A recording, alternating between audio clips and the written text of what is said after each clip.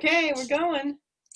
All right, welcome to the playoff preview episode of Drop Third Strike with myself, Terry Gant, here in Chicago, Illinois, and my podcast partner, Beth Stavka, 1 mile up, but almost just as far north in Denver, Colorado. Hey, that's right. We are almost as far north. Yeah. I was trying to figure that mile high thing today. I think my house is like 615 feet above sea level or something like that. And it's like only 600, like a mile, you know what I mean? Like I've only got 600 feet.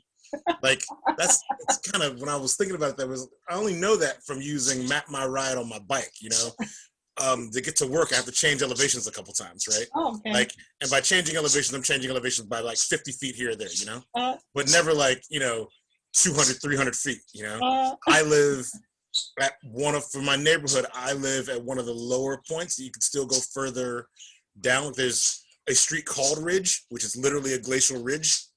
Like it's the end. It's the furthest point in this area where a glacier pushed in before it started to recede. So it's literally it's a glacial ridge.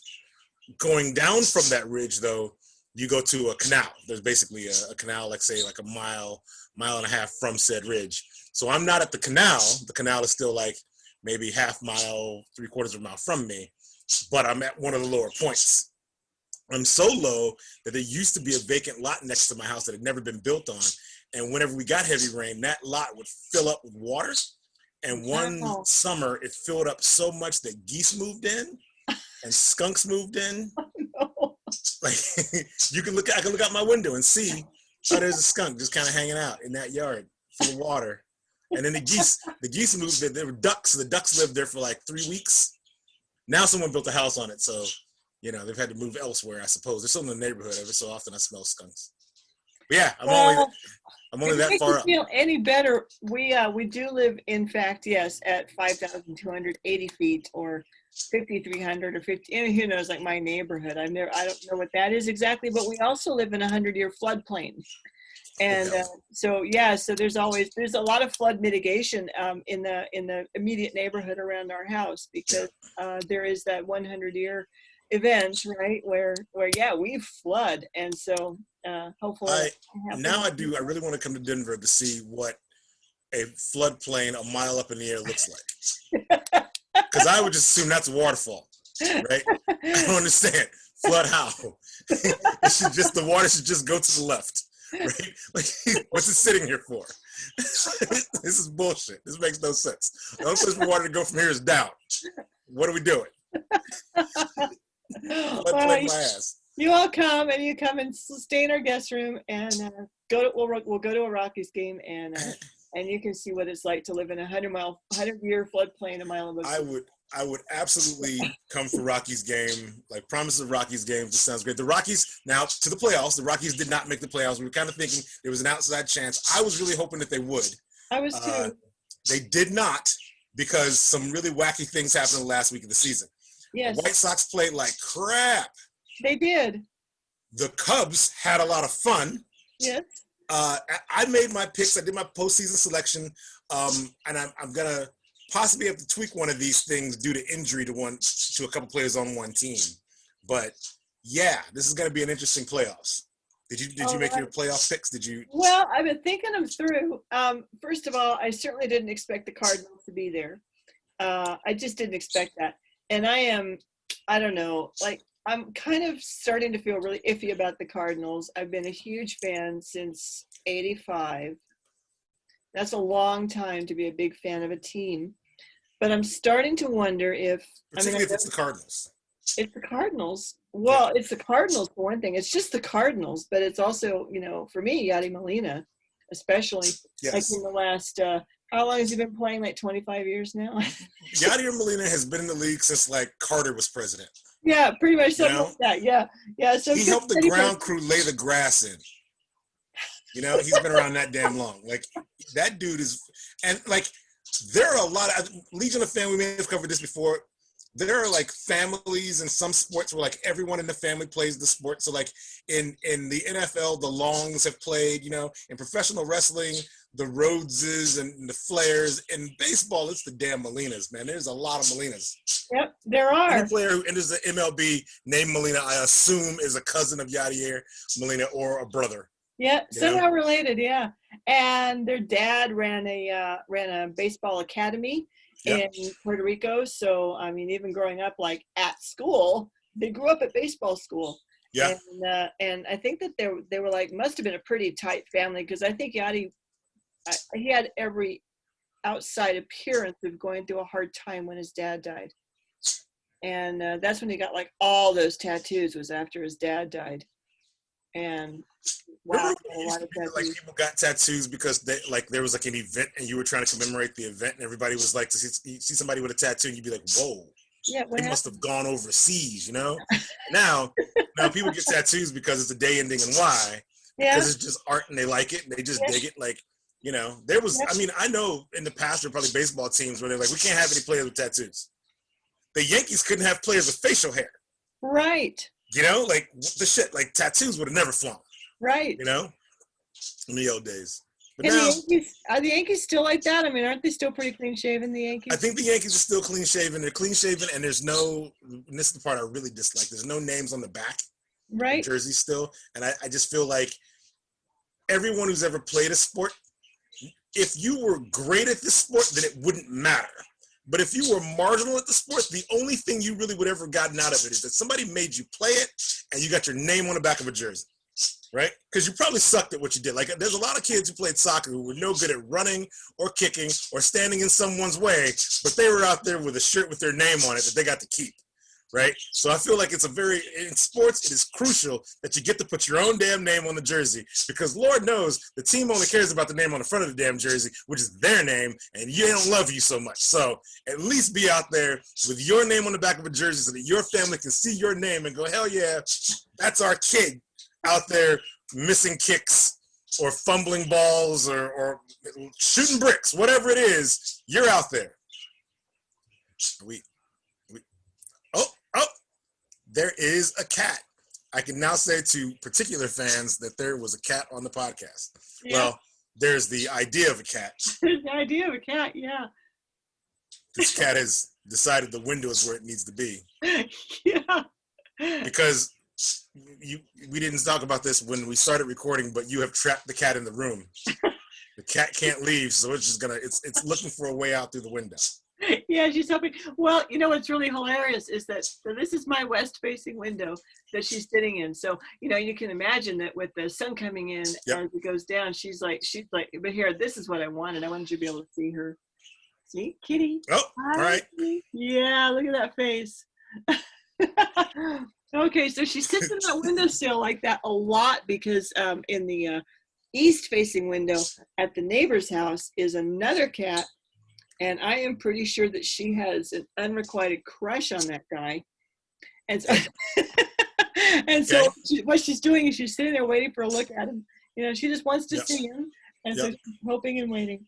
Yeah. Once she confirms that every house on the block at some point has one cat, it should be said, okay, she's back up. Whoa. Yeah. Now she's sniffing. What the hell is happening here? That's my passport application. Okay. She's like, where are you going? Where are you trying to go? Oh, like I'm trying to go somewhere. Nowhere at all. It was just that it's expiring, and I like to keep. No, she wants to know where you're trying to go. Yeah, right. She's like, where are you going? Yeah. She's a lot of fun. I think she's just about to go back in her closet. So we got because that she can control. Look at those eyes. We got a kitty cat sighting. Hey, Marie. She'll need you to fan your eyes. No, she's got such exotic eyes. They're gold rimmed. But.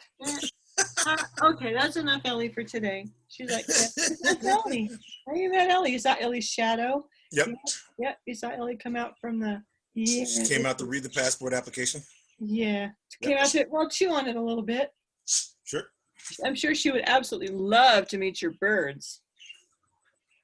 Yeah, they're in their cage, hanging out. They can come out, but they're not flying over my head at the moment. They're just kind of... Okay. They're inside and not really moving. Well, yeah, they're just cheaping away. I think what they're waiting for is for me to turn on Animal Crossing, because they tend to want to come out when they hear the video game noises. Then they come out like it's almost a high-pitched enough noise that they're kind of interested in that. Yeah. When it's just like people talking in the room, whatever, they don't care about that. Yeah, okay. Yeah. They're talking. They're busy talking. Right. Yeah. So anyway, back to the Cardinals, because I know Cardinals. but it was our golden opportunity to get a cameo, an Ellie cameo here on the cast. The Cardinals, loved them for so long. I'm always so happy when they're in the playoffs. I've been given to rooting pretty hard for them, especially rooting for Yachty, because I just think the world of him. I rooted for Chris Carpenter. I remember when Adam Wainwright in 2006 was a relief pitcher, and then he turned himself into a young Adam Wainwright. Yeah, and he's still there, and I still think he's just an amazing pitcher. He's so smart. There's a lot that I really like about the Cardinals.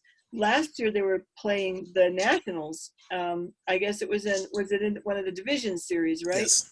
And it was a tough few days because my cat Bonnie was dying, and she it was so weird because the Cardinals would have a bad day and Bonnie would decline. They'd have a good day, she'd rally, and it was really like it totally tracked. I mean, it totally tracked. I don't know who knew what, or obviously it was coincidence, but it was weird. And the day that the Cardinals were eliminated was the day she died. It was crazy, and and I felt like really plugged into the Cardinals, obviously, because they were out there on the television screen pursuing this amazing dream, and their fortunes totally followed this amazing dream I had at home, which is that my cat would not die. Which in retrospect was, I mean, of course you don't want her to die, but she was 18. She was totally going to die. I didn't want her to die then or ever, but she was going to die. So that was last year. It was a very, very emotional NLDS for me, particularly because I've been rooting for the Nationals so hard the whole year. Yeah. So I wanted them to win, but it was those are my Cardinals, you know. And I kind of think that I might have something not so emotionally packed this year, but something similar because they're going up against the Padres. And as long as I have loved the Cardinals, I want the Padres to go really deep.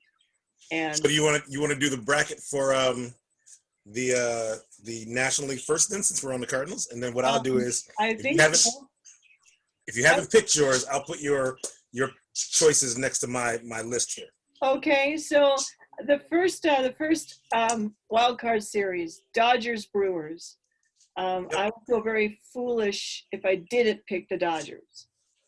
Right. Okay. I know that everybody's starting at square one. There are no records. It's a clean slate for everybody.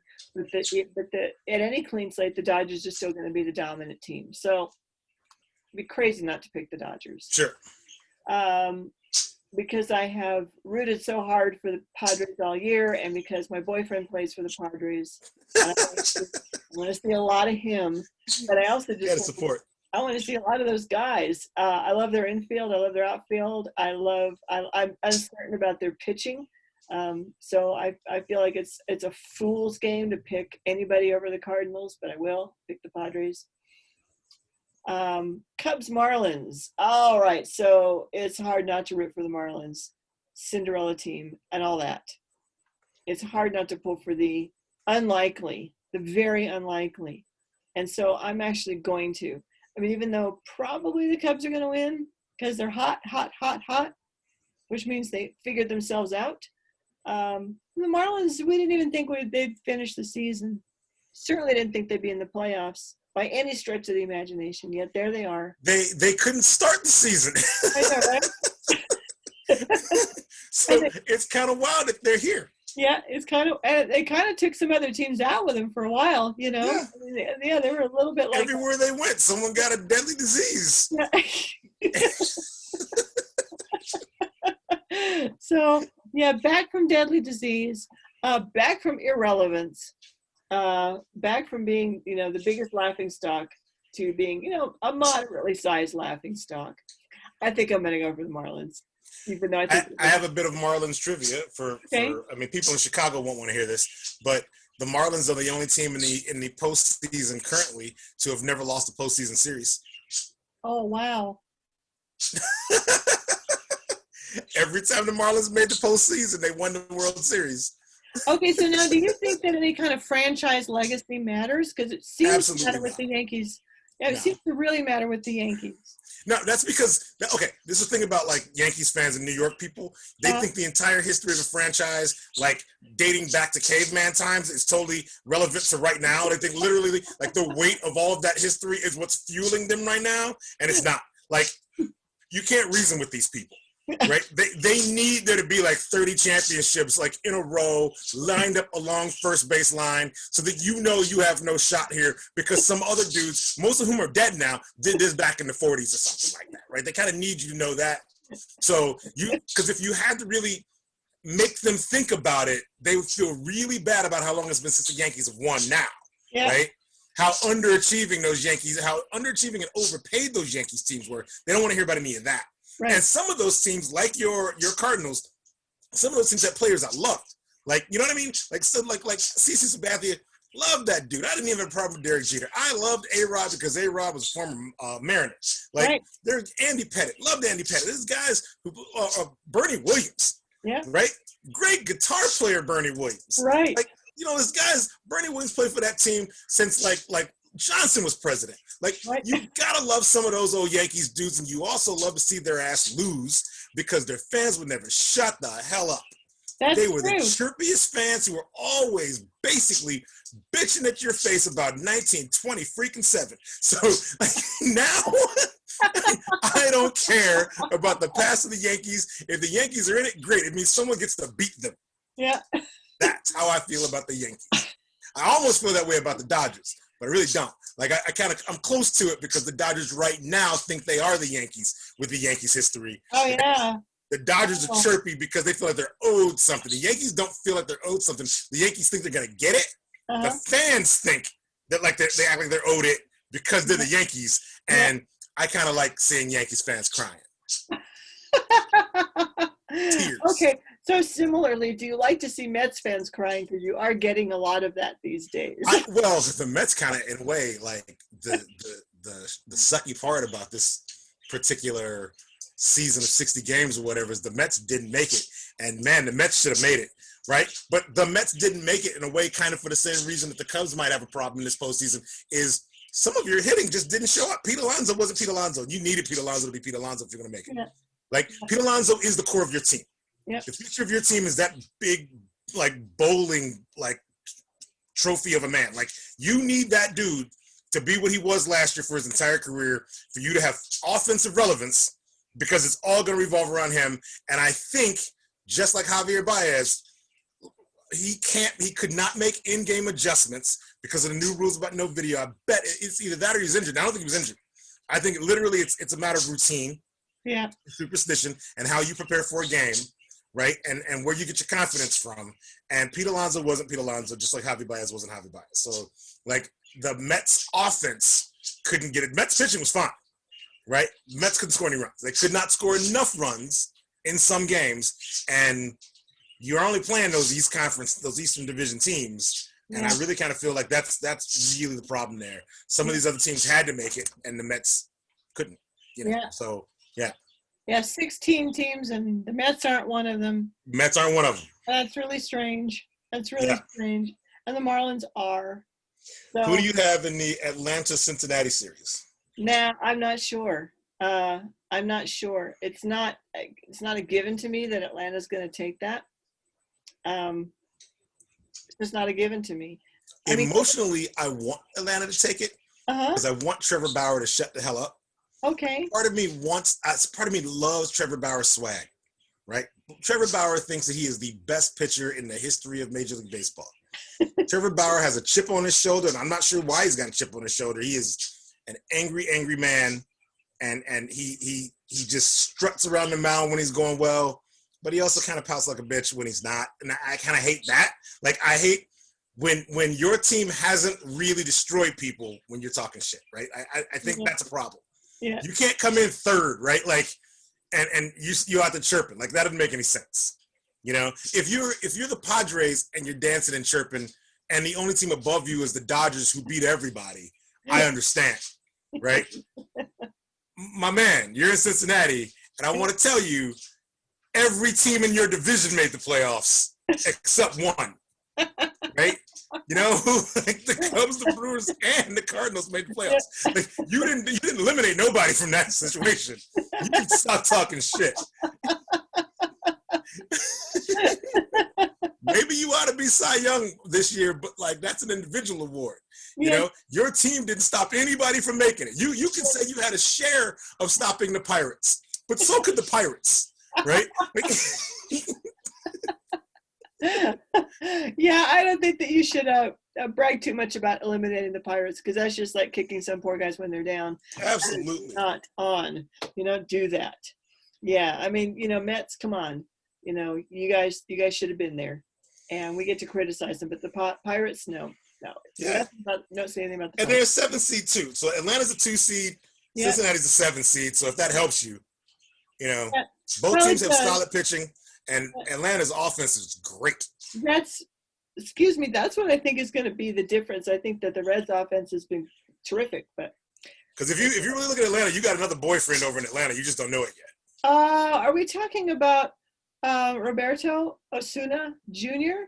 Ronald Acuna Jr. Sorry, Ronald Acuna Jr. Man, I blew that one, didn't I? Well, here's Roberto Osuna, but you don't want him. Yeah, no. He's an asshole. Jr.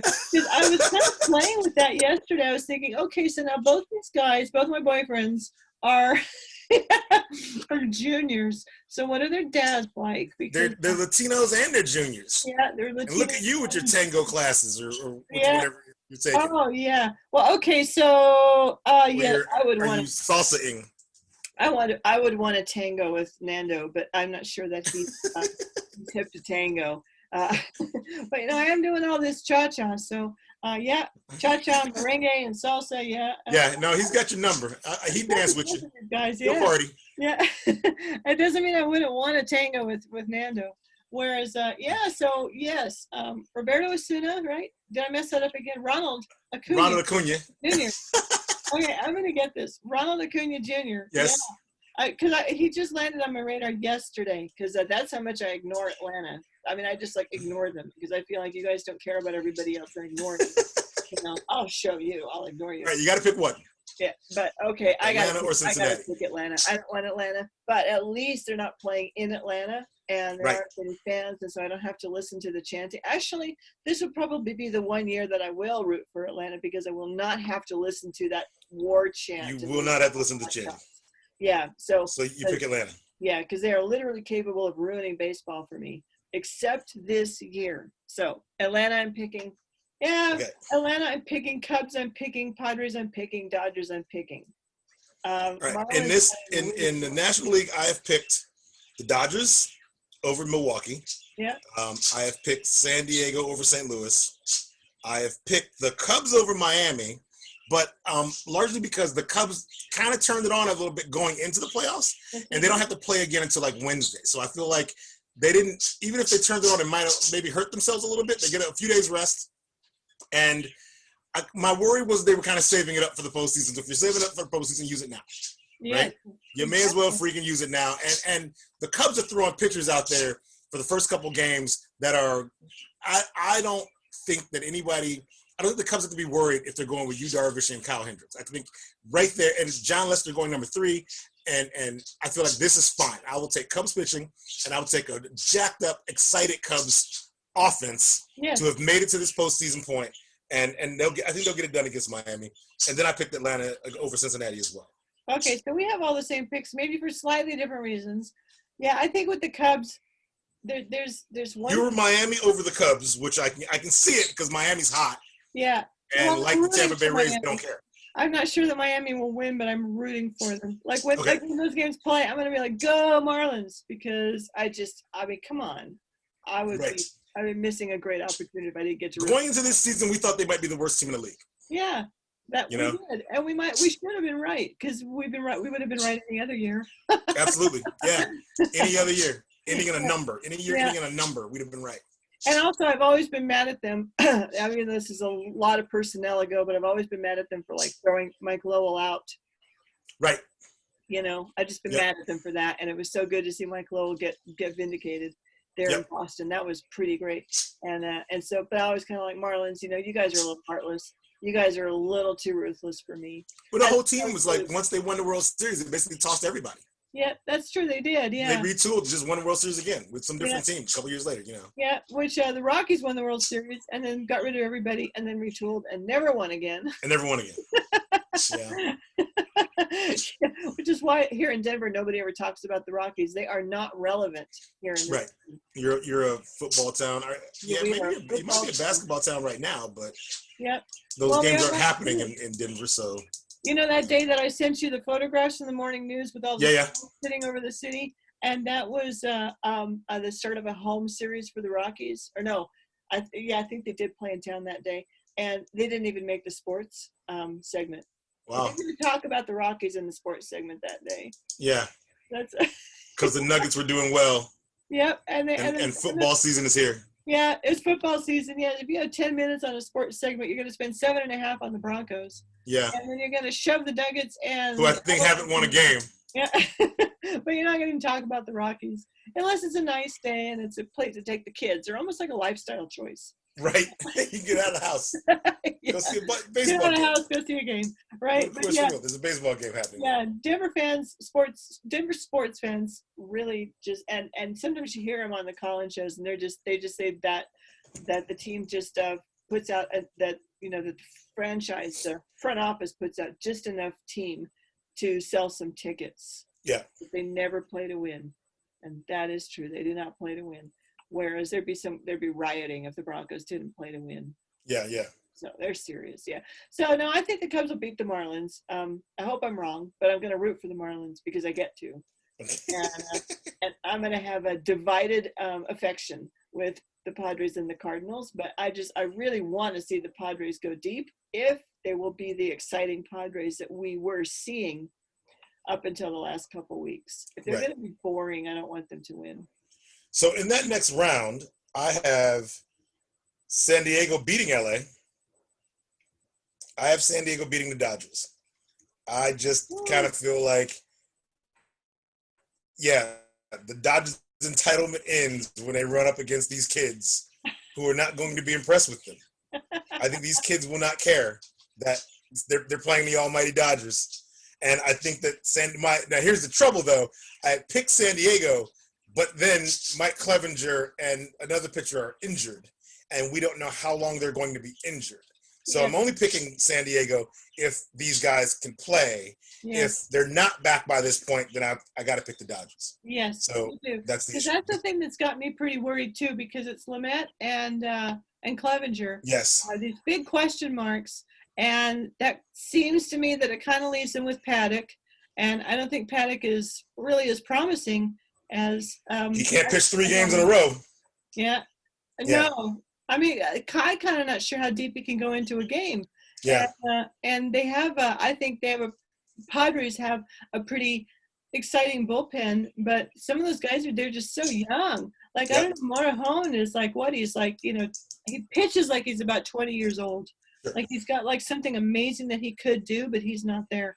So, and I think he started yesterday. Yeah. Yeah. Just to see could he, but what was the game where it was Clevenger went out? And so Morejon came in for the second inning, and he threw 33 pitches, and he gave up 2 home runs, walked a guy.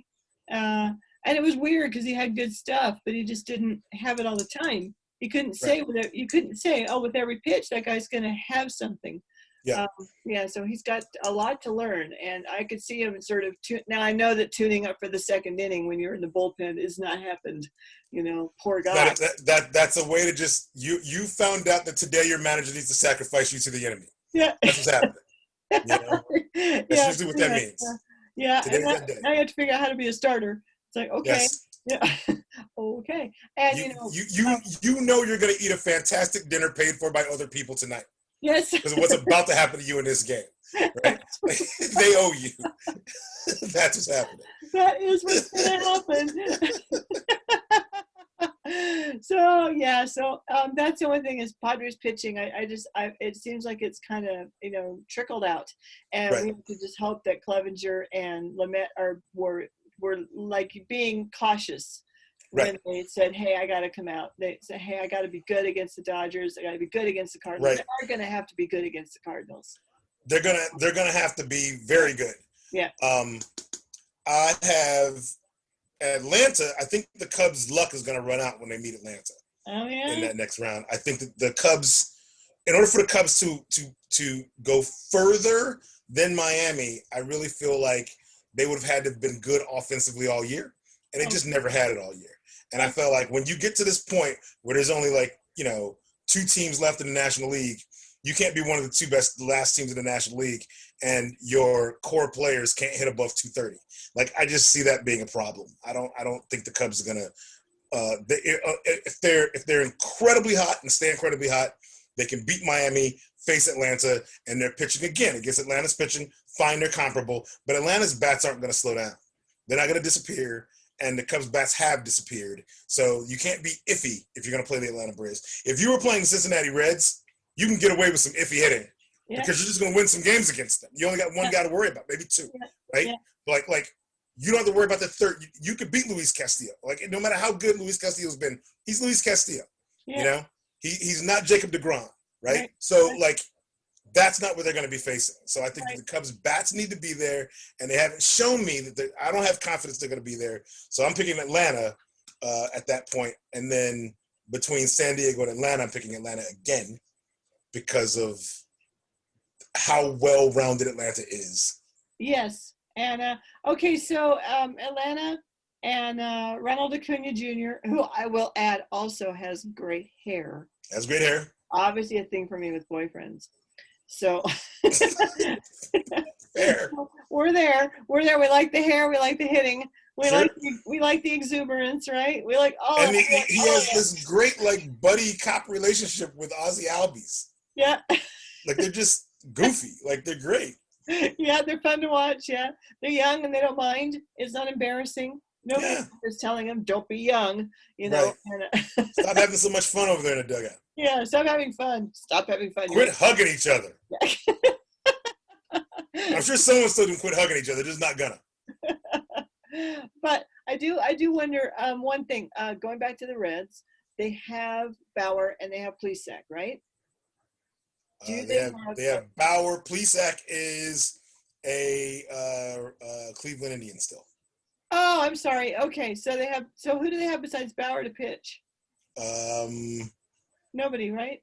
There's a guy. Yeah, they have a guy after Bauer and before Castillo, whose name I forget right now. Okay, but it's not Plesac, the Indian. No, okay, yeah, he's still an Indian. Yeah, see, still a member of the Cleveland football team. See on the. I obviously can't get them all sorted out, but you know, Steve tried to listen to last week's episode. You know, the last episode I posted, and he said he really tried because that's the one where he had the cameo, and he said he made it 20 minutes and he just had to give up because he had no idea what we were talking about. And I'm like, dude, you should go on listening because I have no idea what I'm talking about. At least I mess guys' names up all the time, and clearly I mess up their teams. But do you think that Trevor Bauer, here's an odd question, do you think that Trevor Bauer could start all 3 games? I think he thinks he can. Yep. You know, it's not reasonable, but that's the trick is I think he literally believes he can. Yep. Yeah, like, and I just wonder if he wouldn't, like, you know, start game 1 and win it. If he wins it, then whoever starts for the Reds in game 2, they go maybe 3 innings, and Bauer's like, give me the ball, and then he wins that one, and then the Reds are in. The Reds advance. Trevor Bauer will be ready to pitch relief in any game in which he's needed to pitch relief. Yeah. Like, I know that much about him. Like, he'll show up. Yeah. You know? Yeah, he will. I just can't wait to see him go home. And there's just so okay, so I will support you in your support of the Braves, but who does Atlanta have for pitching where's a weak spot in their pitching? After you get past numbers 1 and 2, like after you get past like Max Fried, you know, like their pitching's good, but you really only had to worry about a couple guys. Like a lot of these teams. Yeah. Sonny Gray is the number 2 guy in Cincinnati. Oh yeah. Okay, you can get past him. And I should have remembered that. Yeah. Yeah, I was watching him yesterday. You can get past him. Yeah. I'm sorry to say that, but I think Sonny Gray is. He sometimes I just wonder if he's tired. Yeah, I think he is. Because early on, Sonny Gray is hot. Yeah. He is unhittable for so many times early on, and then a couple months in, Sonny Gray is very hittable. Yeah. Yeah, he runs out of gas. He wasn't throwing anything yesterday that said, I bet you can't hit this. Instead it was Right. like kind of, well, let me see if you can hit this. Yeah. That's how it felt. I hope you can't hit this. Yeah, from I bet you can't hit this, so I hope you can't hit this. That was the vibe. So yeah, definitely Atlanta. Definitely Atlanta. The Cubs, I think, can consolidate. They over the next few days, well, 2 more days, 1 more day, they can consolidate what they did last week. They can take that all in. They can let it firm up like Jello, and then they can say, look, that's what we were doing right. We can keep doing that, and they can do it behind Lester and Darvish and Hendricks. They can do it. Yeah. Okay, so Cubs, Atlanta. I'm looking at the depth chart for Atlanta, and for some reason I don't see Max Fried listed as like the depth chart for their active rotation, which doesn't make any sense. But I also see Ian Anderson, Cole Hamels is on the 60-day DL, Josh Tomlin's good. I think that this is odd. Atlanta might be in trouble if they have to go out there and just hope like one guy is going to get it done for them. I don't see that being a thing. No, but especially but then again, if Atlanta and the Reds, if Atlanta and Cincinnati are in the same boat in that respect, then it's still going to go to Atlanta because they've got that offense that is just so hot and so searingly hot. I mean, if you put Ronald Acuna Jr. out there and you put Freddie Freeman out there, then Max Fried hurt his ankle. Oh no! He's gonna be he got evaluated, and then Brian Snitker, their manager, says he'll be ready for game 1. Okay. So that's the issue. The issue is how ready is he with the bum ankle? If Max Fried is good, then we're good. Yeah. That's the man. Yeah. He can do it. Hey, if I can cha-cha with a bum knee, he can do it. All right. Absolutely comparable. Yeah, absolutely comparable, yeah. I completely believe that. Actually, I am pretty sure that an almost 60-year-old woman doing cha-cha is pretty comparable to a really young and vital man. Yes, who just is destroying his elbow, his shoulder, and his knee every time he goes out there. Yeah, exactly. I bet, one of the things that I heard is that Alex Gordon retired today. Oh, Alex Gordon retired, Hunter Pence retired. I'm a little surprised Alex Gordon's retiring, but okay, I bet now if you did MRIs and all this kind of stuff on them, you'd find out that with all the punishment they put on their bodies, they have the knees of a 60-year-old woman. You know what I mean? Yep. They aren't really 32 years old physically anymore. They're a lot older than you think they are. That's right. Their knees are probably older than mine, honestly. Yeah. Yeah, and their backs are probably older than mine. Absolutely. Yeah, so they have to take up ballroom and Latin dancing because they'll get all that amazing flexibility back. It is really healthy motion. Unlike, these terrible things that hitting and pitching do. Oh, these terrible things, but they're so great. You wanna talk about the AL? Am I finished with the NL? I've heard you. Am I finished with the NL? If it came down to San Diego or the Dodgers, and because I get the impression you're going with the Dodgers over San Diego. Only if Clevenger is there. I think he's going to give the Dodgers fits because it's so strange and amazing what he does on the mound. It's strange. It's going to be hard to figure that timing out. It's strange in a good way. I would dance on the mound if I were a major league pitcher too. I would be like, this is the most awesome thing ever, and I'm going to dance every day. I'm going to dance in between pitches. I'm going to dance while I'm pitching. Yes. That's Clevenger. Yeah, he can win. He can beat the Dodgers. And Lamet and Paddock, they can keep things stable, and the bullpen's really good. And like you said, the Padres, they're not afraid.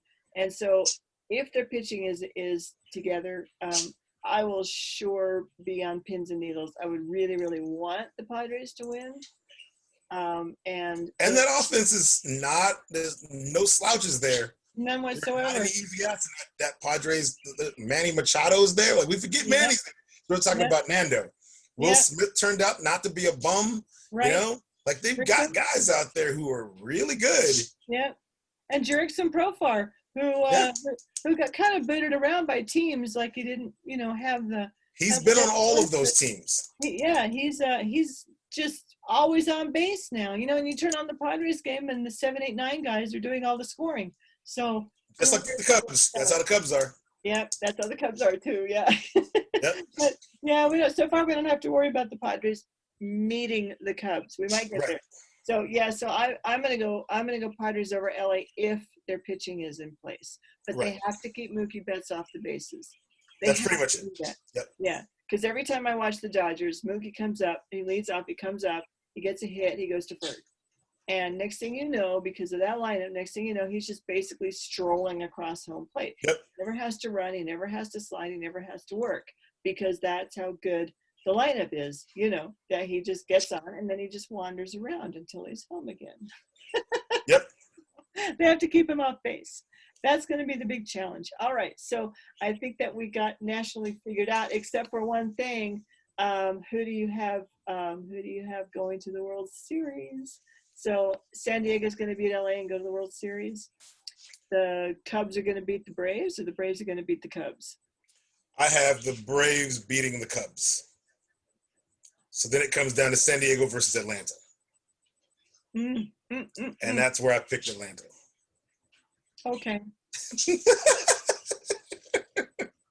And I will grant you that, because I don't even have to like bracket anything right now, so to speak. I don't even have to put parentheses around anything to say, you know, like, or asterisks, like, right? Because both Atlanta and San Diego, their fortunes are going to depend on how well they're pitching. Correct. Yeah.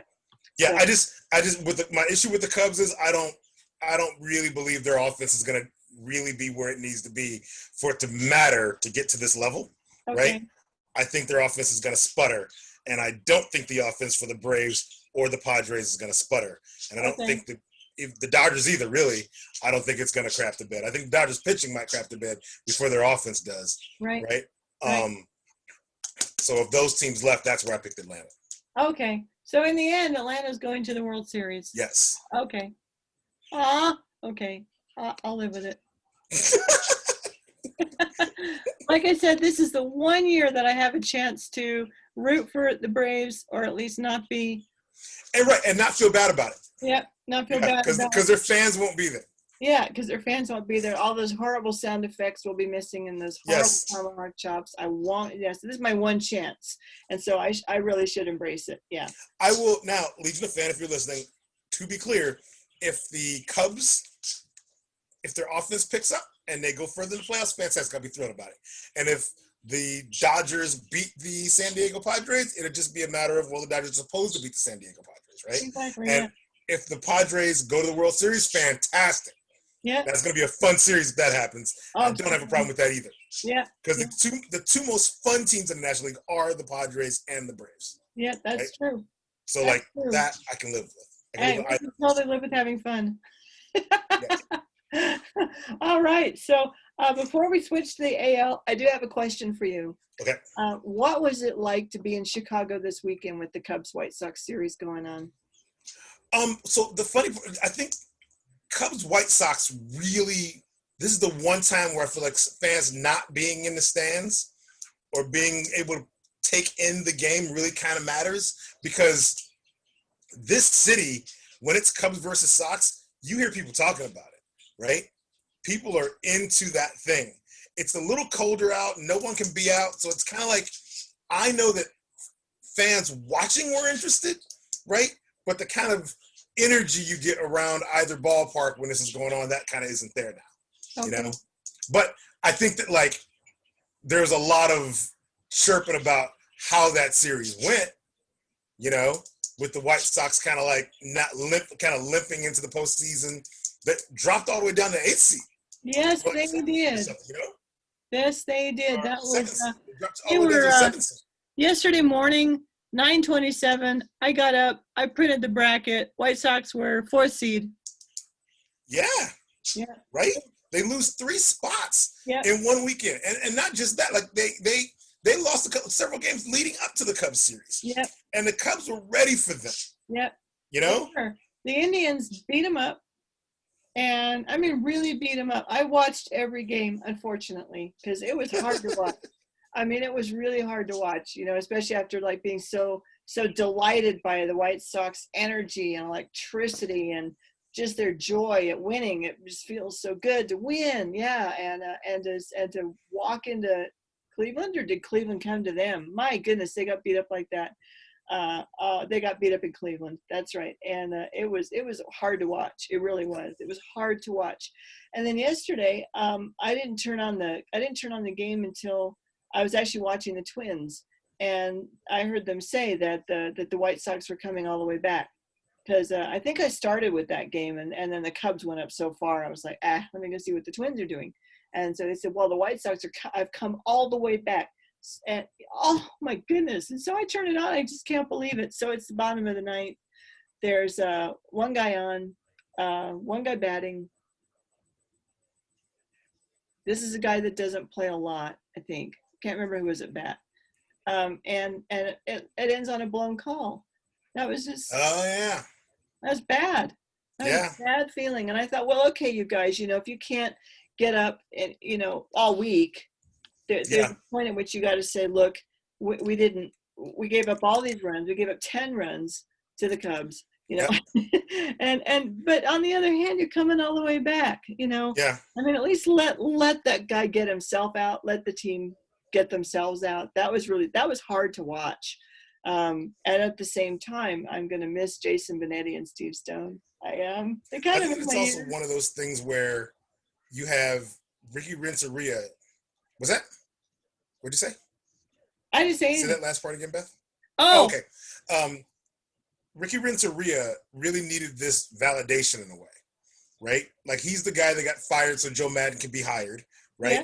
He gets hired at the White Sox. The White Sox don't make the playoffs any time that he's there, right? They finally get some of this young talent up, like guys who literally were just drafted, come up and start doing the job, right? Like, Ricky Renteria is being carried by his young team right now, because he really doesn't need to, like, be given all the tools and then the White Sox start crapping the bed. Yeah. Like, he really doesn't need that. Right. You know what I mean? Like, he's everybody's the best manager we should hire, except we want this other guy type dude, right? So he needs this to work out. And I'm rooting for him, like, kind of more than I'm rooting for the rest of the White Sox. I'm rooting for Ricky Renteria because I just feel like, man, that's bad. Like, you got a gig where you got to bring a young team along, and they bounce you as they're starting to get good. They bounce you because there's a sexier name out there, and then they go and win the World Series, and you're just across town having to watch it. Like, I need something else here. Yeah. You know, like, I need something else for Ricky Renteria for this to work out. So I'm rooting for him in this regard. What I want is to see the White Sox that we saw all season start showing up. Yep. I need those guys back, and I think that America, so to speak, whoever happens to watch baseball and can see it on, like, ABC or whatever accessible place that this is going to be broadcast, I think they need to see these White Sox and see the exciting White Sox who are so exciting and who just make so many things happening. They should see Tim Anderson, Jose Abreu, and Luis Robert. They absolutely should. We need to see all of that, And even the White Sox pitching was, credible. I would put it at credible. What they have is a smart offense who could figure out how to get to opposing pitchers, but their pitchers could keep them in the game, and even that turned into a problem. I mean, when they just got beat up in Cleveland, I mean, really beat up, and it was awful to see. And obviously, I don't know who started the game yesterday, but 10-1. I mean, obviously he got beat up too. Right. It almost didn't matter who started the game. And uncharacteristically, I saw Tim Anderson making some fielding mistakes. I mean, nothing where you get marked for an error, but where it's like, man, you rushed that, you threw that too fast. They weren't getting outs at first that they needed to get.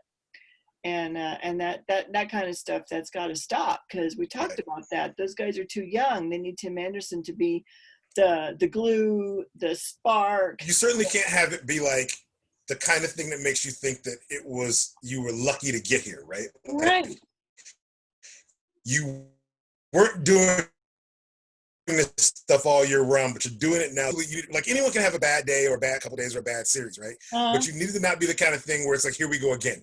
Right. You don't need that, because this is the absolute worst time for here we go again. Right, exactly. So that's so I'm kind of glad that they're facing the A's. I'm glad that they don't have to face Cleveland anytime soon. I'm really glad they're facing the A's, and not because I'm positive that they can beat the A's, but because it's more of a fresh feeling for them. I think that's what's going to be good. And I don't know who to pick in that series. I just really don't. But I really want to see my White Sox continue to play. I picked Chicago. Yeah, did you? Good. Why? Yeah, I did. I'm not a believer in any year of A's. Just Oakland has looked mad sexy in the regular season so many times, and then not even make it to the postseason. Yeah, right? There's I don't know how many times people have picked them to win the division, and they finished third. Right? And if they make it, great. But up against I don't think the White Sox are going to continue to kick the ball around the field. I think they're going to get together. And if the White Sox get it together, the A's are in trouble. Right. The White Sox will be a problem. And the other thing here, too, is, I don't know if this has been mentioned yet. So far in these playoffs, there's only one wild card round series there where two teams are meeting who have already played each other. And the Oakland A's have not played the White Sox. So I feel like in some of these series, in all of these series, there is something to be said for a favorite having not played the underdog and the underdog being able to kick their butts because they haven't seen them before. And the only team in which the only one of these games or series in which the teams have played each other already is this opening game, the 1-8, Tampa Bay and Toronto. Oh, wow. They're the only ones who played each other because everything was siloed this year, right? It was the East played the East, the West played the West, Central played the Central. But now it's seeded 1-8, and siloing doesn't matter anymore. So in every other game, every other first round matchup, none of these teams have played each other except this one. All right, so now I am really seeing why it is that, I mean, I know you were saying you liked the regional stuff right back at the beginning, and you know, like that for all kinds of reasons, but this is a major reason for liking regional stuff. Yeah, because you get, I mean, I really hope this playoff setup continues. I hope this becomes permanent. And I love it. I love having more teams in. I love having 3-game series instead of, one and done. And now we're talking about, having teams meet in the playoffs who haven't seen each other yet. Like, that's intriguing. That's interesting to me because I don't normally care if it's a 1-8. A lot of times I'm going to pick the 1. I'll go with the chalk because 1-8 kind of, you earn that 1 spot. The 8, they earn that 8 spot, right? But if the 1 and 8 ain't seen each other before, it could be a lot closer than people think because that 8 seed, they got stuff that number 1 can be coasting. Number 8 can be hungry. Right? And you just don't know what's coming next.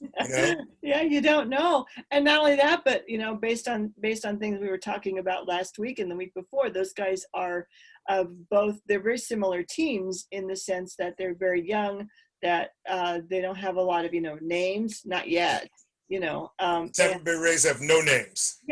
And I mean the Blue Jays have some names because of baseball dynasty stuff, but I mean, they still have a lot to prove. This could be one of the youngest series in the entire playoffs. Yeah, and it's that one's. So who do you have for it? Tampa Bay. Yeah, me too. I think and it has to do with how Toronto played, like throughout the season. Their power for their key players wasn't there. Their pitching did a thing, right? But their offense for the core of their lineup, it was like the Cubs. They just were invisible the entire season. And it's role players and guys that you just didn't expect to do it who showed up for them. And lately, suddenly, Vlad Guerrero Jr. knows how to hit a damn home run, right? Apparently it's okay to do that. And I feel like it's almost too little too late. It's really, really hard to have me believe that you're going to do this for the next month, right? When you didn't do it for the previous 2 months, you did it for a week. Yeah. Yeah, that's true. It's pretty deep to go, and series with this kind of intensity, that's even different than a normal month. Yeah, this is a month of demands mentally, emotionally, and physically that everybody's going to have to play at a different level. I don't know if that's going to cause any cracks in Tampa Bay. I mean, it could, but I think that I mean, I totally got Tampa Bay. They just seem to me to be really, really, really hard to beat. Yep. Hard to beat. The next series is Cleveland and New York. Yeah. And Cleveland knows who they are. And I don't think the Yankees quite do.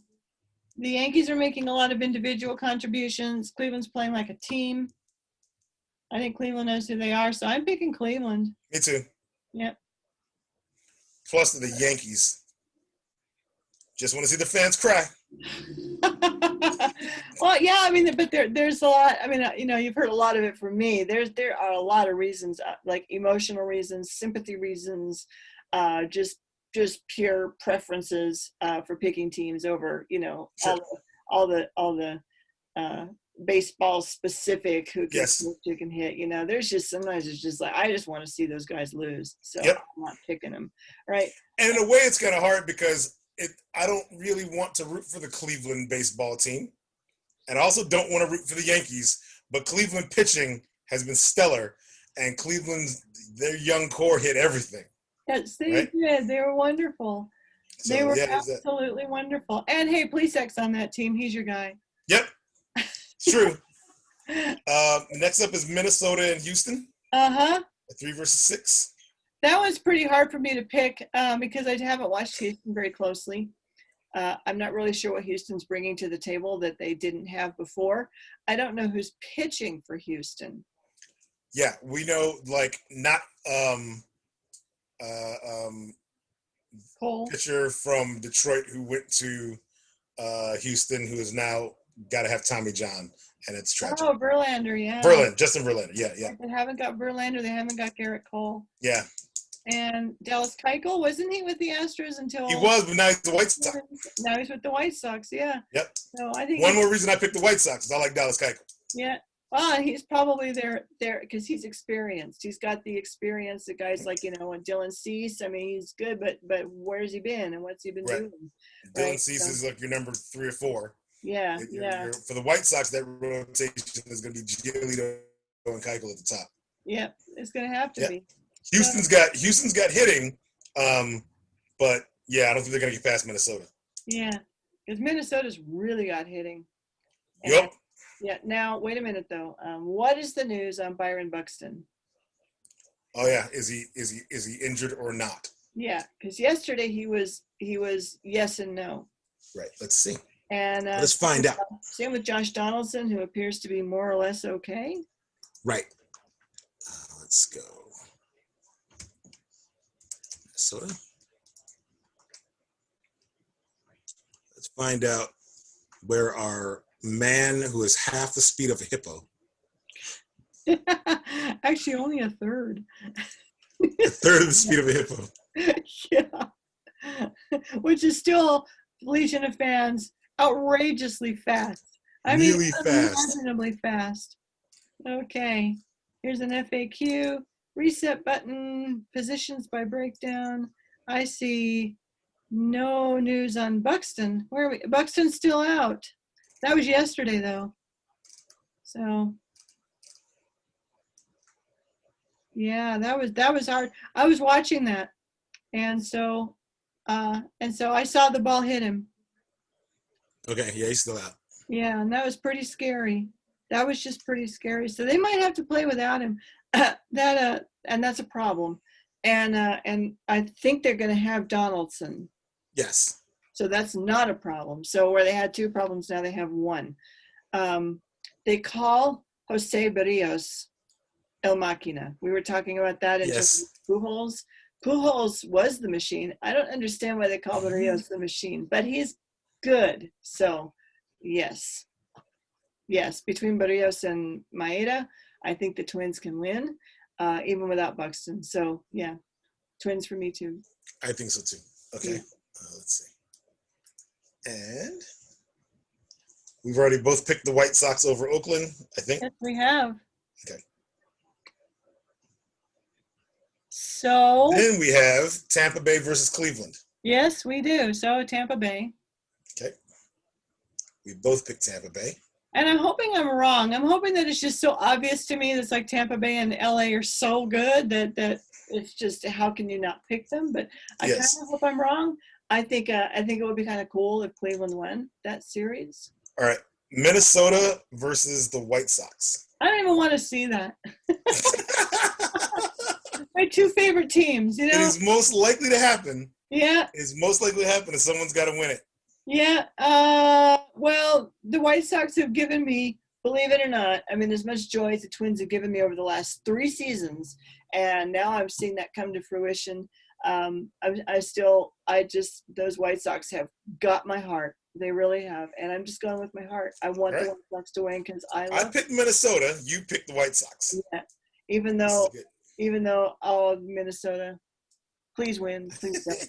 Please win. Please don't. Then that means between Minnesota, between the White Sox and Tampa Bay, in your case, who goes to the World Series? In the White Sox and Tampa Bay? Yeah. I think the White Sox can win. I think the White Sox can beat Tampa Bay. I have Minnesota beating Tampa Bay. Yeah. But this is interesting though, because now this means that I have a Minnesota and Atlanta World Series. You have a White Sox and Atlanta World Series.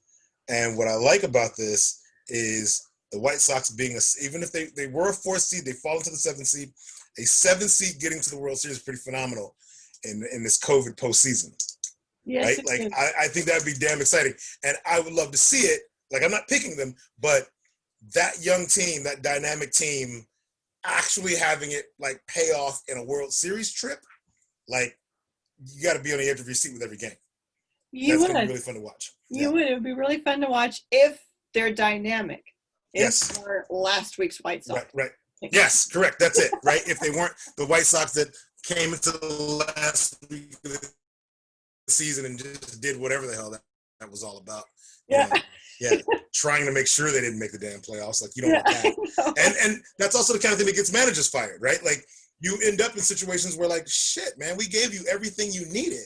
Yeah. What happened at the end there? Then general managers start looking for like, all right, what really good manager just got the axe that will be available for us next year who could take this youth and actually make something happen with it, which is how like Ricky Renteria lost his job in Chicago, right? Oh, yeah. Someone goes out finding that Joe Maddon's available inexplicably, and that's all you really needed was someone to just loosen it all the hell up. Yeah, you know? Yeah. Well, maybe if Ricky Renteria couldn't do it in either Chicago team, maybe he does have to go. I hate to say that. But. Well, if they lose in the first round, Ricky Renteria is in trouble. Yeah. Right? Like falling to a 7th seed is bad enough, right? But if they lose, but they have to beat Oakland. If they don't beat Oakland, like Ricky Renteria, he'll be able to say, well, it was the first year for this young pitcher who never pitched higher than A-ball. It's the first year for Luis Robert. We just got Nomar Mazara back, and he missed half the season. Like, there's a lot of, like, you can make a lot of excuses, but you're kind of in win-now mode if you're the White Sox. You don't get – there is no room for error. That's right. With this team. So, like, that's a problem. I could see general managers just being like, who else is – like, come on. Nah, something's wrong. Yeah. Like if you went in hard at the end of the season and then got beat by a better team, that's different. Right. Right. But you went in hard at the end of the season and you got beat at the end of the season by a Cubs team that was showing no one anything for the last month. Right. No, for the last 60 games. Right. And just looking lost. I mean, they just look like we're not even sure what the question is, much less having an answer for it. That's the way the White Sox looked to me, and it was disappointing. Just disappointing. And you could see their frustration. And I'm just hoping that blown call that ruined their chances of, I mean, it dropped them from 4th to 7th seed. Just a terrible call at the plate. And to see their faces, I mean, I just hope that goads them back into being who they need to be. Knowing guys like Tim Anderson, it absolutely, like, it motivates them, right? Like, it's kind of like, oh, well, screw this noise. We'll show you. And that's what we kind of need to see. Exactly. That's what we need. That's what we need. But with a whole bunch of fun mixed in. Because that's you got any other baseball talky stuff? Any other baseball talky stuff? No, I am not overly concerned right now about managers or GMs getting shuffled about. We had one GM get fired. Yeah, we did, and it was our Angels. Our buddy in the Angels organization. Yeah, and I heard that because I know a couple weeks ago or last week or something, I've been hinting that I should be the GM of the Angels because I would make better decisions. And then they said he'd been the GM for 5 years, and I was like, man, if I could hang in some places 5 years. We have discussed some of these choices, the things like Shohei Ohtani was a big acquisition for him. Yeah. Right? And it was paying how many millions of dollars just to be able to talk to the guy? Yeah. To get him over here while trying to convince him that he could both hit and pitch in the American League? Like, what? okay, you should have been nowhere near that deal. You just end up with a really, really, really, really, really expensive part-time outfielder. He's good, but he's a really, really expensive part-time outfielder because he gets injured a lot, and some of those injuries are related to pitching. Right. You can't have that. Yeah. While having the best damn hitter, like literally the best player in the league is on your team, and you can't build around this guy. Right. Right. And maybe the second best player too, with having Rendon there. You know. He had and you can't fault him for the Rendon deal because like you're trying to put the second best player with the best player. Yeah. Right? Fantastic. Yeah. Great. You did that thing. But some of these other things were whoosh. Yeah. Yeah. Maybe I get a good pitcher. Just one. We'll start with one. I want to see, because, there's like, I was thinking, okay, New York, 2 baseball teams. I haven't been to New York in a long time. The last time I went to New York, we took a sentimental journey to Coney Island, because that was the last season that Coney Island was going to be that Coney Island. There were so many safety issues that the place is basically condemned, and they were going to have to fix that. And so we had to go see Coney Island while it was still that Coney Island. And it was a crowded weekend day, and every single guy in the place and over half the women were wearing baseball caps. You had Mets, you had Yankees, you had Red Sox. And, you don't see that in Denver. I mean, I never lived anywhere where I saw that except New York. Chicago, 2 teams, right? You've seen Chicago, because the funny thing about Chicago is like, so many people here aren't from here. Yeah. When I'm at my store and I'm talking to somebody and the conversation is going decent and you get around to that question, so where are you from? And then they go, oh, South Side. And I go, South Side where? Then they go, South Shore. I lose my mind every time I hear it. Like, so many times I'm talking to people in my store and it gets around, where are you from? And they go, Wisconsin, Michigan, Iowa, Denver. I've had a few Denvers. I've had more Kansas Cities, Missouris, like some Texases, but I don't, there are a lot of times, especially because like before owning the comic book store, I worked at a university, and at the university, for sure, a lot of people aren't going to be from Chicago, but you knew they were from a state that touched Illinois or Indiana, right? Like, you knew it. And just moving in concentric circles outside of that, you start finding, man, I don't know, like 2 in 10 people you talk to are from Chicago. Everyone else is from somewhere else. If you're on the north side here, they all moved here for college and stayed, right? You don't. So when it's baseball hat time, they're all Cubs hats if you're on the north side, and they're all like White Sox hats if you're on the south side. And the thing that you actually notice, if you see somebody wearing an Angels hat, if anyone wearing an Angels hat's from Anaheim. Right? Absolutely, right? I see people wearing, no one ironically wears a Boston Red Sox hat because their favorite rapper wore one or something. Like, they're not doing that. Like, you had a period where people wore Yankees hats because some hip-hop artist was wearing one and they thought it was cool. So that would be a thing that would happen. Now, no. Now people wearing baseball hats because they're from that town. Right? Yeah.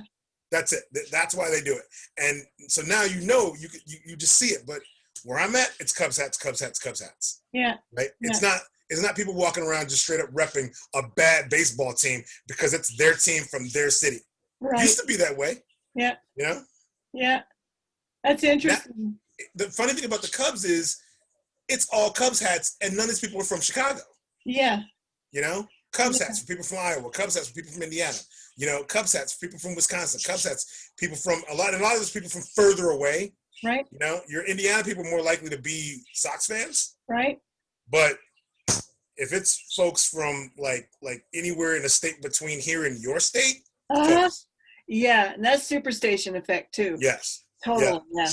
Totally. I used to watch the Cubs on the Superstation back before Denver actually had a baseball team. Like when I was in college, anybody who happened to get WGN, I'd sit and watch baseball. I didn't really understand it. I didn't learn it till I moved to New York, but it was there was just something always visually very, very appealing to me about baseball. I still haven't been able to put that into words, but I love to just look at baseball. A lot of reasons that baseball is really beautiful in appearance to me. But here's LA, the only other city as far as I know that has 2 baseball teams. But they don't, because one of them is irrelevant. Yep. You know, so it's really got New York, you got Chicago, and then you got LA, which should be exciting with 2 baseball teams, but isn't. Should literally have 2 baseball teams in LA. Yeah. Yeah. Right? In They LA. shouldn't. They should be playing in the city of Los Angeles. Yeah. You know, to me, I mean, I feel like if you're gonna have 2 baseball teams, they should be 2 baseball teams in the city. Yeah. And I get that a lot of other cities have this issue where the only place you could put anything happens to be your suburbs, right? Right. Or the land is cheaper out there, right? But there's something to be said for the city having your stadiums. Yeah. Right. I don't, in any sport, I don't want your whatever, basketball or football. I think if you have to leave the city to go to partake in that sports team or to be a fan of that franchise, you've put a lot of effort in and gotten nothing out of the travel aspect of it. Yeah, exactly. Right. The one thing the Cubs were always able to get right is they were on the north side of Chicago, and that neighborhood was interesting by virtue of the Cubs being there. So you can go to Wrigleyville. Should you want to, you can go to Wrigleyville and have a ball for a day during a Cubs game without ever going to the stadium. Yeah. It's more so now that the Cubs have actually bought everything around there. It's a little more sterile, I guess, in a way, because they literally built a hotel, put up some other buildings that kind of aren't interesting at all. They took a lot of the soul out of the neighborhood, but still, if you were going to just spend a day eating and drinking for several hours around, you're going to party around the park without ever going in, you feel like you still went to a ball game. Yeah. But if I have to get in my car, there was a point where the White Sox were talking years ago. The White Sox were threatening to move to the suburbs, like going out to I don't know, Arlington Heights or Rosemont or some crap, right? Like the idea that you got to get in your car and drive for an hour.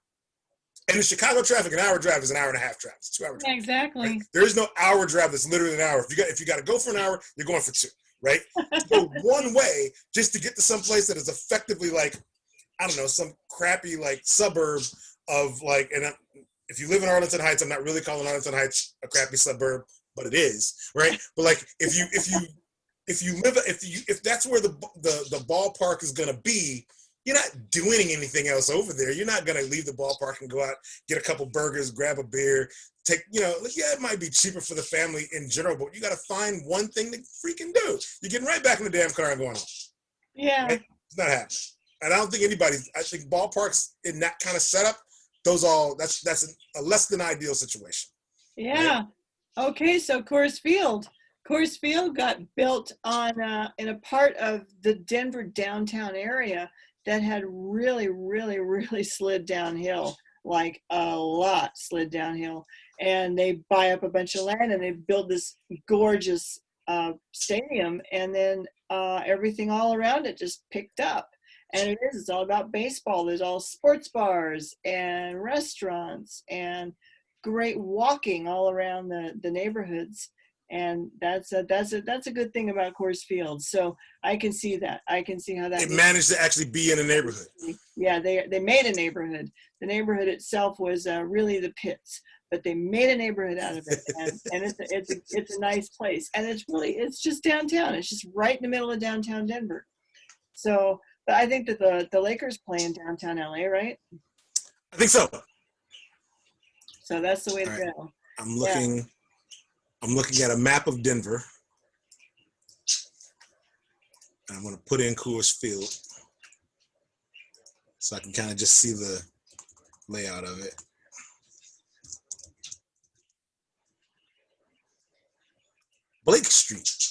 Blake Street, that's what. Oh wow. Okay, I see what happened here. Like my map, I was looking at a general map of Denver, right? And then as soon as I put in Coors Field, it just centered straight in. Yeah. So they really stuck this thing right downtown here. It looks like kind of. Yes, they did, right downtown. I like that. Yeah, and it's beautiful, and it turned it into such a nice downtown area. And so it revitalized whatever was happening in the zone here. Oh, and it needed to, because it was old stuff. I mean, not that Denver's an old city, but even by Denver standards, it was pretty old stuff, because that's all down by the railroad tracks. Okay. So you had a lot of ancient buildings that were like warehousing, because you'd unload goods off the train and you'd have to store them somewhere. You were a mining and a cattle town. Basically, yeah. Yeah. Yeah, so that was a lot of sorry old buildings that were kind of falling down, and I mean, but it was industrial. It wasn't like it was. I hope you like your breweries and your cideries. Oh yes, Oh yeah, They're it's a whole micro surrounded. industry. Microbreweries, yeah, there's a lot of that. So you can see how our economy is hurting right now because our whole economy was built on, youthful entertainment Yeah, yeah, and marijuana, yeah. and they're still selling marijuana. Fortunately, they tried to say that wasn't an essential industry, and then it was. We make so much money off that in this state. So it's essential, people. And they tried to close the liquor stores, and that didn't work. But they did have to close the bars, and that really put, because a lot of it was small business owners, and it really, but not just running a bar, but they have a brewery in their bar. So it was hurtful. Wow. And it looks like it's very close to Empower Stadium, Empower Field at Mile High. Empower Field at Mile High. Is that what they're calling that? Oh yeah, it's close to Mile High. Yeah, you do have to drive there because Mile High is on the other side of the highway. But oh, yeah. got it. Nobody would walk. Okay. No, yeah, it wouldn't be safe. Because in Chicago, this is absolutely a walk. Yeah. Yeah, that's only a mile. Like that's, you're out going from game to game or, sports thing to sports thing. You're going to, you might even, get yourself a road beer. You're going to go. Like, you're going to do this. You're not driving a mile from one place to the other place if you're already out drinking and sporting your way around. Yeah. But you would be, we'd be picking you up off the pavement if you want, because you'd have to cross an 8-lane highway. Oh, yeah. So that doesn't happen. It's a man-made barrier. It is indeed. Walking. But that was excuse me, that was also the really beautiful thing about putting Coors Field where it is because it really does support doing a lot of walking. You don't have to thread your way through major arteries and highways and stuff to get there. Yeah. I can get there by walking to the light rail and taking the light rail and then walking over to the stadium. Okay. Yeah. I never have to take a car to the stadium. I like the city layout though. Like it's basically River North Art District. Okay, yeah. Got it. I'd hang out there. It sounds nice. Oh, you would hang out there, yeah. It's nice. Yeah. Yeah, and they got to preserve a lot of the old brick buildings. They didn't have to pull them down. They just refurbished them and replaced a lot of the plumbing, but kept the brick buildings. So yeah, it's really, really pretty. And there's a lot to do, and it's great. We just need that back, obviously. Yeah. But we'll get it. We'll get there. It's just all right. At vaccine and affordability, we'll come and peep some of this stuff out. That's right. Someday we'll do a drop third strike as a road game. Yes, we will. And there is no way whatsoever that we would ever have two baseball teams in this city. No way. We barely notice the one we have. Yeah. So, and is there rivalry? Like with the Cubs and White Sox, do you have rivalry? Absolutely a rivalry. Yeah? Even the players feel the rivalry. Like, this is why, like, the Cubs get up for it because there's a rivalry. The Sox get up for it because they want to beat the Cubs because, like, so much of the city makes a big thing about the Cubs, right? But, like, so much more of the city's actually Sox fans. Right? Oh. The north side of Chicago, or where Cubs fans basically are, like, kind of centered, but the rest of the city isn't the north side of Chicago. Right. And if you listen to where the media covers it, you would think the north side of Chicago was like, 3/4 of the landmass here, and it actually isn't, right? It's a lot less than that. So like, yeah, it's the Cubs are like the charming sort of like fair-haired child, right? And then the White Sox got to be the like blue-collar down and dirty team, Yeah, like I can talk about the problems between the Cubs and the White Sox and the way they're covered for days. Right? Okay. A lot of it is not the fault of either. It's not the fault of the Cubs or the White Sox, but a lot of it comes down to like the perceptions of like what one part of town is like, right? Okay. Perceptions of what the other part of town is like, right? And the media plays into it somewhat, So then you grew when you talk to people from Chicago and they tell you they're a White Sox fan and where they grew up, a lot of times those people are what they're trying to tell you is almost the history of their family coming up as baseball fans and working class folks and like visibly watching their city only focus on effectively like a 5-mile, 10-mile stretch of Chicago. Wow. Chicago's the third largest city in America, but boy, if you want to like listen to how anything positive is going on the north side, anything negative going on the south side. Like, it's like, and I don't know how many times I've met people here who've been living here for 20, 30 years who've never been further south than downtown Chicago. Wow. Right? Or if you talk to them about like kind of where in Chicago they kind of chill, like kind of what zones they kind of hang out in, you know, and it's basically between Wrigley Field and downtown, right? Well, Wrigley Field and downtown is what, 40 blocks, yes. Right? Like, you know what I'm saying? So basically you hang out between like, you know, 1200 south on the grid and 3700 north on the grid. Like, you have seen, and from the lake, like, so Wrigley Field is near the lake. It's like about 4 or 5 blocks off of it. From the lake to like, you know, about a mile and a half west of the lake. That's not a lot of territory there. No, no.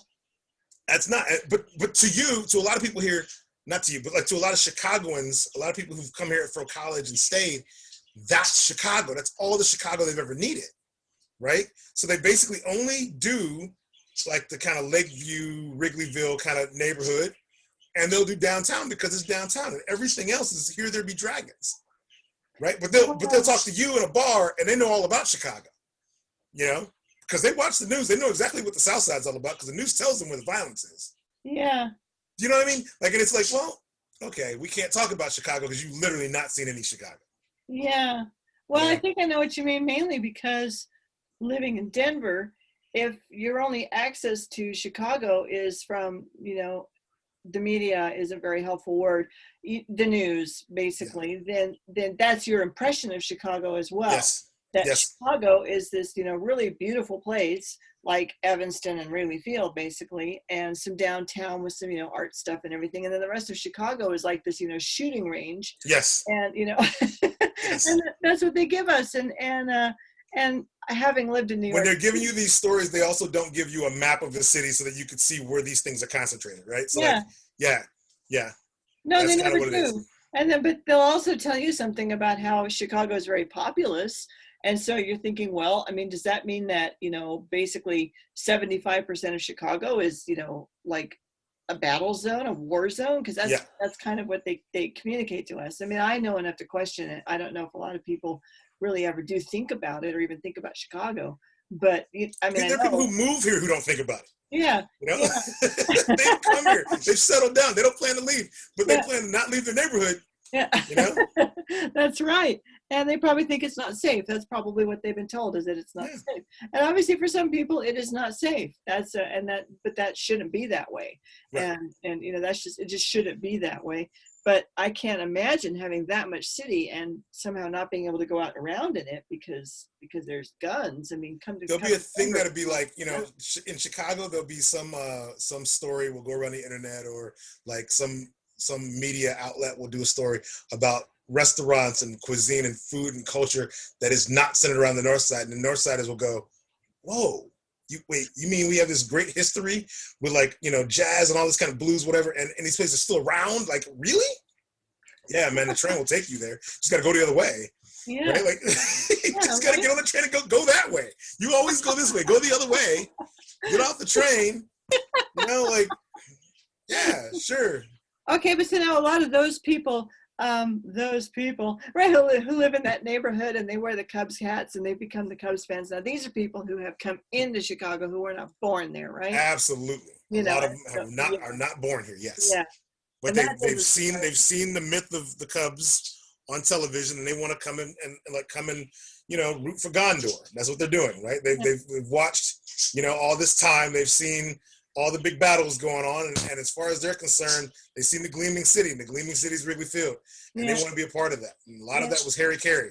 Right. Harry Carey back in the day painted a solid picture of every reason you needed to be a part of this. Yeah. If you weren't living here. You know, the Cubs would be losing to your team, right? But they're selling Wrigley Field, right? Yeah. We used to call it a 40,000 seat beer garden. Oh, right? Well, like you could go there, a baseball game might break out because you certainly didn't need to watch that game. They weren't winning, you know? That's right. Well, I don't know. Maybe we need to introduce a segment here where we tell people what kind of cool thing happened in Chicago this day that wasn't right near Wrigley Field. Sure.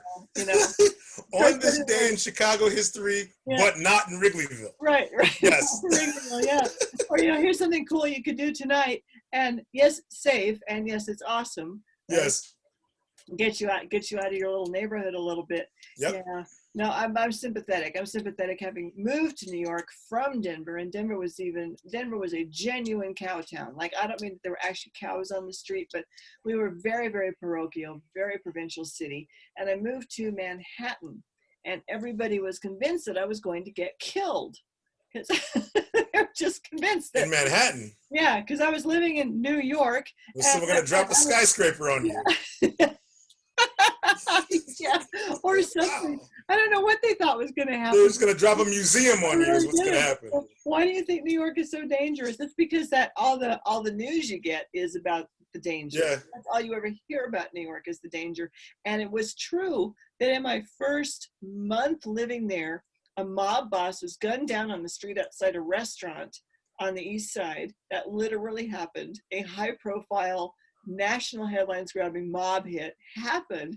It might have been the last time it ever happened, but it was right out of a movie. Well, it might have been like the last mob boss worth gunning down, right? Like, it was due. We had to get rid of him. Still got to get that last guy. Get that last guy. He's like sticking, and but I mean, everybody thought it was like The Sopranos, all over New York. And so, of course, I was in like a lot of trouble. And the other thing was, Bernie Getz. Do you remember that guy? Sure. Who went on the subway and just like killed a bunch of people on his car? Just subway vigilante. People thought he was a hero because he's shooting like black people on the train. It was horrible. And it actually did make me scared to go on the subway for a while. Not because I was scared of black people, because that weird guy. Some weirdos out here with a gun. Going around shooting people in a subway car. Oh my goodness. So that was kind of weird and creepy. But also, I was there right about when crack was emerging. And I think what also everybody knew about was Bed-Stuy. That's pretty much what they knew about. And without not knowing the geography of New York City, I think they just assumed that somehow I had to get up and go through Bed-Stuy to get to work, right? And I did go there once. I mean, it really wasn't safe. And I did go there once, and it was from a friend with a classmate who was from Bed-Stuy, and he was preaching at a church that night and wanted me to come here and preach and go and like have dinner with his parents. And so we're walking up the street. He was so scared. So he was walking up the street like this. He's like, "Don't look at anybody. Don't look anywhere. Don't look." Just trying to get to church. Just trying to get to church. So I mean, I just wonder, like, if people understand that like the gangs or people who don't have a lot of impulse control, or people who are actually taking a lot of drugs and are really disturbed people, mess it up for all the people who actually live there. But everybody who actually lives there is fine. They don't want to get shot either, and it's not dangerous. People are not out to get you. And you kind of dropped out. Okay. Kind of hard to get that message across, though. So, yeah, that's a weird thing. That's a weird thing. But I never got hurt in New York. I was always safe in New York. Everywhere I went in New York, I was safe. Washington Heights, Harlem, the Bronx, Brooklyn, Queens. Everywhere. I've gotten all kinds of shit in this city, but I feel like everyone in this city's gotten all kinds of shit when you grow up here. Yeah. Like, it's just a thing that happens. And at some point you just kind of like, you grow up, you stop doing dumb shit. You leave dumb shit to people who want to keep doing dumb shit. And you move on, Yeah. Yeah. That's all it comes down to. Yeah. Well, you grew up there. You got a story you want to tell us? You got a story you want to tell? Not on this episode. Sometime before we start recording, you'll tell me a story about some shit you pulled. Easily. Yeah. Absolutely. And there might be already YouTube videos of me out there telling stories of dumb shit I got into. It's already there. See, more than likely. There's nothing anywhere on the internet anywhere that says anything about the dumb shit I got up to. So, so we could blow my cover. Nice middle-aged lady from Denver really got up to some dumb shit.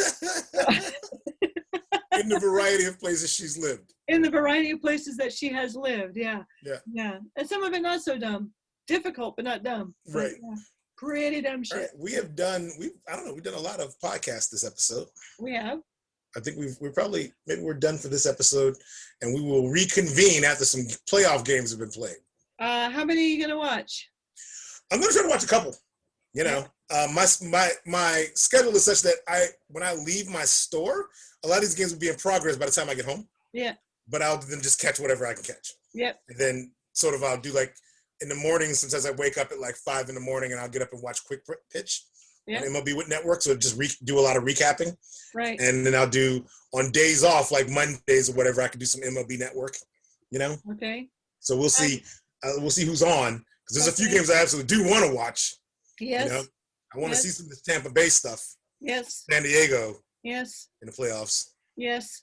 Yeah, there's clearly when the Cubs are playing, I'll be watching that and the White Sox. So like, as long as they're not all playing at the same damn time, because I don't have a package, you know, like I don't have like an MLB package or anything. I'm kind of beholden to the 3 or 4 channels that may be covering some of this. Actually, I closed the website, but I think it was saying on the playoff bracket thing for MLB.com where the games will be broadcast. Yeah, kind of narrowed it down. ABC and ESPN, I think, have a lot of them, right. and which is helpful. There'll be a lot that are just going to have to be happening at the same time. That was the only thing I was disappointed yesterday to print it all out. And I was like, man, you know, I have really tried every October to arrange my life so that I could see as many things live as I possibly could. And it's just not going to be possible this time around. Right. So, yeah, you don't even need a package. I mean, if you have a package, for me, at least because I have MLB.tv, what it comes down to is watching stuff after it's archived and available. Oh, good point. If you wait a few hours or a day or something like that. Yeah. Exactly, yeah. So I'll see. Cubs and Sox series, I'm going to watch those as much as I can. And then if I can catch some Tampa Bay stuff and some Padres stuff, those are the teams I'm most interested in. Yeah, okay. You know? Yeah. I'm interested in all of it. I don't know. Let me sort that out, too. That's kind of like its own playoff bracket. I should make circles on my list. Yeah. You should. You should. Series to watch. Yeah. All right. I'm looking out. Sox, Tampa Bay for me, too. Yeah. All right. Sign us out, Beth. All right. Well, this is episode 8. Let me try that again. Sign us off, Beth. Yes, this is episode 8 of Dropped Third Strike. We're wrapping it right now, and we're getting ready for playoff baseball. I have been here today with my friend and co-host Terry Gant in Chicago. Goodbye, Terry. I am Beth Davies here in Denver, Colorado, ready for baseball. And no matter what you turn on to, turn into the love. Yes. Okay. Until next episode, Terry. All right, see you later. Okay, bye. Bye.